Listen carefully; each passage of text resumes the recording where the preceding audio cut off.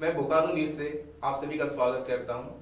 आज ऐसे शख्सियत से आपको मिलाने जा रहा हूं जो एनजीओ के बारे में बताएंगे। हम जानेंगे कि एनजीओ क्या होता है, इसके कार्य कैसे होते हैं और बहुत सारी धार्मिक कुरीतियां जो हमारे समाज में मौजूद हैं, वो हिंदू धर्म हो, मुस्लिम धर्म हो या क्रिश्चियन धर्म हो, उनमें पर्याप्त कुरीतियों को दूर करने के बारे में जानेंगे। एनजीओ के द्वारा किस किस तरह का सामाजिक सहयोग किया जाता है, लोगों के बीच किस तरह की दूरियों को बनाए रखने के लिए, लोगों को समझाने के लिए क्या काम किए जाते हैं, इसके बारे में जानेंगे।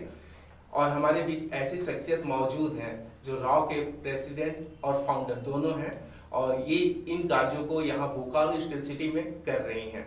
तो मिलते हैं आज की मुख्य अतिथि राव की प्रेसिडेंट फाउंडर मिस मोनालिसा से।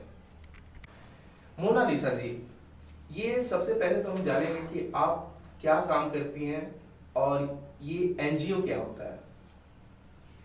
मेरा नाम मोनालिसा है। मैं founder president of the Rao foundation हूँ। हमारी संस्था जो है, जिसका नाम द राव फाउंडेशन है, बेसिकली मैं आपको पहले ये बता दूं कि राव का मतलब क्या होता है।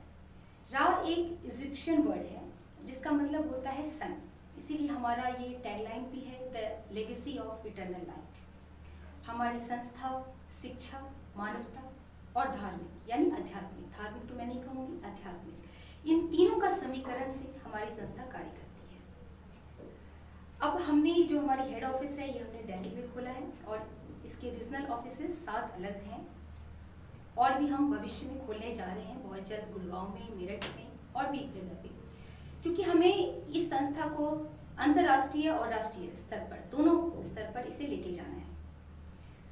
संस्था हमारी अलग है, इसके लिए आपको जो हमारे ऑब्जेक्टिव्स हैं उस पर थोड़ा सा मैं प्रकाश डाल दूँ। हमारी संस्था के objectives skill development, rehabilitation programme, welfare programmes, environmental protection और स्पिरिचुअल इन्हांसमेंट, ये सारी चीज़ों को कवर करती है, क्योंकि बेसिकली ये educational, humanitarian and spiritual organisation है, जैसा कि मैंने बताया। इसके अलावा चूँकि मैं एक डॉक्टरल रिसर्च स्कॉलर भी हूँ, तो हमारी एक रिसर्च भी चल रही है हिस्ट्री पर, हिस्ट्री एंड फिलॉसफी मैं कहूँगी इसको, कि किस तरह से रियल हिस्ट्री क्या है और किस तरह से सभी हिस्ट्री में समानता है। इसके लिए हम लोगों ने काफ़ी रिसर्च किया। हमारी इंस्पिरेशन फिगर हैं लेट रविंद्र कुमार गुप्ता जी, जिन्होंने अपनी एक बहुत डीप रिसर्च किया है, थ्योरीज दी हैं और हम सब उसको मिल करके समाज के सामने ला रहे हैं। वही हमारा एक प्रयास है। मैं जानना चाहूंगा कि आपकी एनजीओ और सभी की एनजीओ से अलग कैसे है, वो क्या काम कर रही है? जी, हमारी संस्था और संस्था से इसलिए अलग है क्योंकि हम सत्य को सामने ला रहे हैं जो अब तक नहीं बताया गया है। जैसा कि मैंने कहा आपको कि एक इतिहास को मैनिपुलेशन किया गया है, रियल हिस्ट्री को नहीं लाई गई है और हम उस रियल हिस्ट्री को सामने ला रहे हैं। किस तरह से हिंदुइज्म, इस्लाम और क्रिश्चियनिटी, इन सब में एकीकरण है। अब एकीकरण के लिए आपको इसके जो गूढ़ रहस्य हैं उसको जानना होगा, उस थ्योरीज को समझना होगा। मैं थोड़ा सा उदाहरण के तौर पर बताना चाहूँगी। जैसे हिंदुइज्म में हम देखते हैं सत्यनारायण कथा, तो सत्यनारायण कथा में कह तो देते हैं कथा चल रही है, पर वो कौन सी कथा है वो किसी को भी नहीं पता। बिल्कुल। अगर इस्लाम की बात करें तो मोहम्मद जी कहते हैं कि आखिरी ईंट मैंने लगाई, पैगंबर जो मोहम्मद पैगंबर जी कहते हैं। तो सबसे बड़ा सवाल उठता है कि फिर पहली ईंट किसने लगाई? जी हाँ। तीसरा, जो बाइबल में जैसे जीसस हैं, तो वो उनके 15-16 साल जीसस के तो बताए ही नहीं गए हैं। ये अपने आप में ऐसे सवाल हैं जिस पर हमें प्रकाश डालने की हम बहुत ज़्यादा आवश्यकता है और ये सब चीज़ें हमारी राव फाउंडेशन सामने लाएगी with evidence, with logic and with scientific approach. इससे लोगों के बीच क्या भावना जाएगी, क्या जानना चाहते हैं, क्या बताना चाहती हैं आप? जी देखिए, मेन मकसद तो हमारा है समाज में एकीकरण लाना, एकजुटता लाना और सिर्फ राष्ट्रीय स्तर पे ही नहीं, अंतर्राष्ट्रीय स्तर पे भी ये एकीकरण करना है।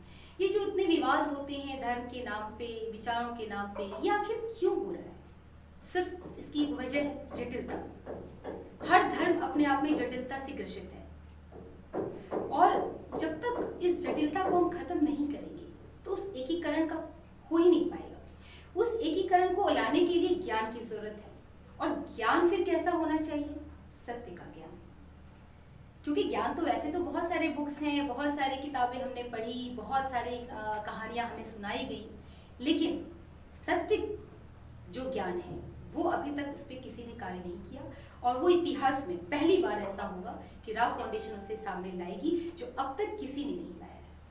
नहीं, मेरा कहने का मतलब था कि आप इस फाउंडेशन को चला रही हैं और इस फाउंडेशन के द्वारा आप काम करेंगी। क्या आप कुछ इस तरह का मेडिसिन लाएंगी, दवा लाएंगी, किताब लाएंगी, क्या लाएंगी? धर्मगुरुओं को बुलाएंगी या फिर कुछ इस तरह का क्या करेंगी, वो बताइए आप। जी, हम इस पे डिबेट तो हमारी होगी ही। इनफैक्ट मैं तो कहती भी हूँ कि जिनको भी डिबेट करना है वो आ सकते हैं, क्योंकि हमारे यहाँ पे सारे स्कॉलर्स हैं। हम जो भी बात कहेंगे अपनी हम रखेंगे, उनके जो सवाल होंगे वो अपने सवाल रखेंगे, हम उनका जवाब देंगे विद साइंटिफिक। तो ये डिबेट तो होना चाहिए, ये डिबेट होना बहुत ज़रूरी भी है, क्योंकि लोगों के अंदर बहुत सारे सवाल हैं। हमारे संस्था में बहुत ऐसे लोग आते हैं जो ऐसे ऐसे सवाल करते हैं जिनका जवाब देने वाला कोई नहीं, क्योंकि उन्हें उस ज्ञान से रूबरू ही नहीं कराया गया है। तो विडंबना ये है कि अगर उस ज्ञान को जब तक लोग जानेंगे नहीं, उसकी एक शिक्षा, मतलब क्योंकि देखिए शिक्षा एक ऐसा तरीका है जिसके से ही आप कोई काम, कोई बदलाव, कोई बड़ी चीज कर सकते हैं। तो मूलभूत से बात ये है कि अगर वो शिक्षा सत्य पर आधारित हो और सही दिशा में हो, तभी जाकर के वो कार्यरत हो। राव फाउंडेशन के बारे में हमने जो जानकारी प्राप्त की है, उस जानकारी के हम आप लोगों के बीच भी शेयर करना चाहेंगे। खुद उनके फाउंडर प्रेसिडेंट से बात करते हैं, ये राव फाउंडेशन है क्या और किस तरह से काम करता है और ये बोकारो में क्या करने वाला है। चलिए बात करते हैं। हाँ मोनालिसा से। राव फाउंडेशन बोकारो में अभी आज के डेट में ही डेंटल कैंप ऑर्गेनाइज की है। इसके अलावा ब्लड डोनेशन कैंप भी ऑर्गेनाइज होगा नेक्स्ट मंथ, और इसके अलावा हम और भी स्किल डेवलपमेंट पे हमारे कुछ प्रोग्राम्स होंगे, और इससे जुड़ी और भी जो बोकारो की समस्या है, अगर यहाँ पे किसी को किसी तरह का समस्या है तो वो हमारे राव फाउंडेशन को संपर्क कर सकते हैं। सबसे बड़ी बात जो मैं बोलना चाहूँगी कि ये Rao foundation Bokaro steel city Jharkhand की बेटी ने खोला है। तो आप तो यहाँ पे काम कर रही हैं और आपका जो फाउंडेशन है राव फाउंडेशन, उसके बारे में आपने बताया कि बहुत तरह की सामाजिक चीजों को आप यहाँ पे लाएंगी, समझाएंगी, लोगों को बताएंगी। सिर्फ आप राव फाउंडेशन के बारे में बताइए कि ये राव फाउंडेशन क्या क्या यहाँ पर करेगा और कैसे करेगा, और इसमें कौन कौन से लोग हैं जो संबंधित हैं। ठीक है। राव फाउंडेशन यहाँ पे जैसे कि मैंने बताया कि आज डेंटल कैंप ऑर्गेनाइज कर रहे हैं हम। एक हमारे डॉक्टर हैं, डॉक्टर विजय लक्ष्मी जी के सानिध्य में।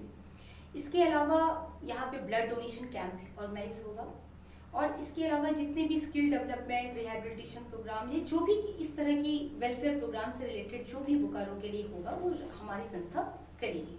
इसके लिए यहाँ पे हमारे जो स्टेट चेयरमैन जी हैं विनोद सत्यार्थी जी, आप उनको संपर्क कर सकते हैं, वो यहाँ पे जुड़े हुए हैं। और हमारे यहाँ पे टीम है राव फाउंडेशन की, आप उनका नंबर आपको डिस्प्ले हो जाएगा, आप उनको कांटेक्ट कीजिए और उस माध्यम से आप जुड़ सकते हैं। डॉक्टर विजय लक्ष्मी मतलब डेंटल का वो देखती हैं, इसके अलावा और भी डॉक्टर आपके साथ जुड़े हैं यहाँ पे?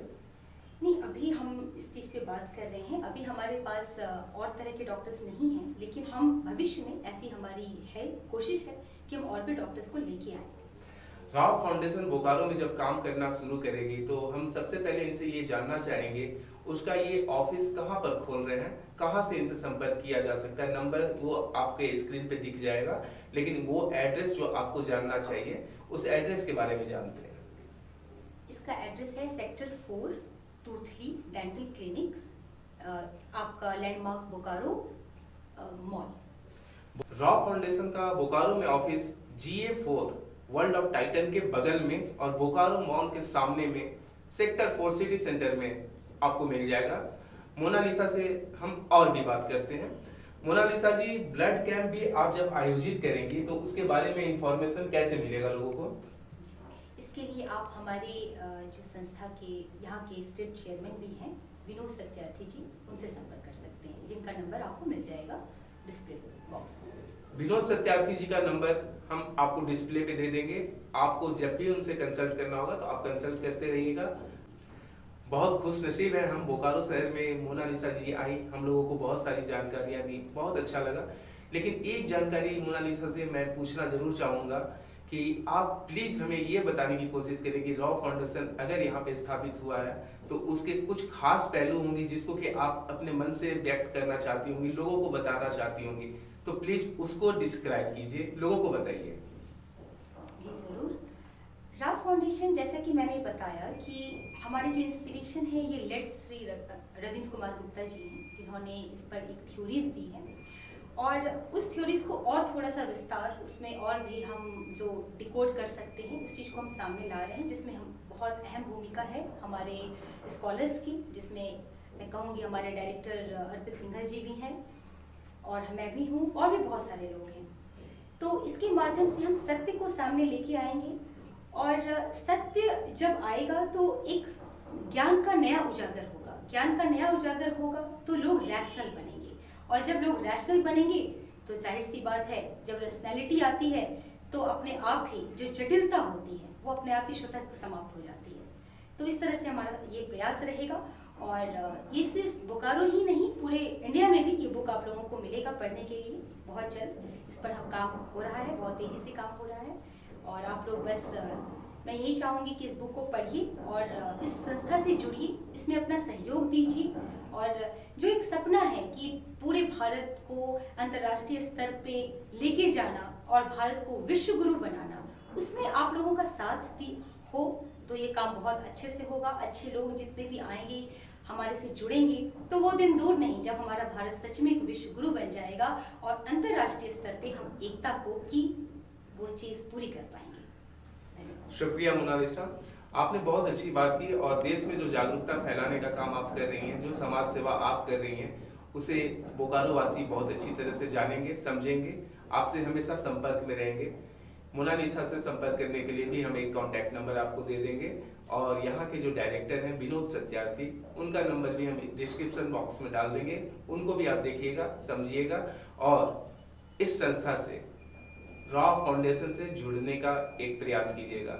ये समाजिक सेवी संस्था आपको और हमको बहुत तरह से लाभ देंगी। शुक्रिया।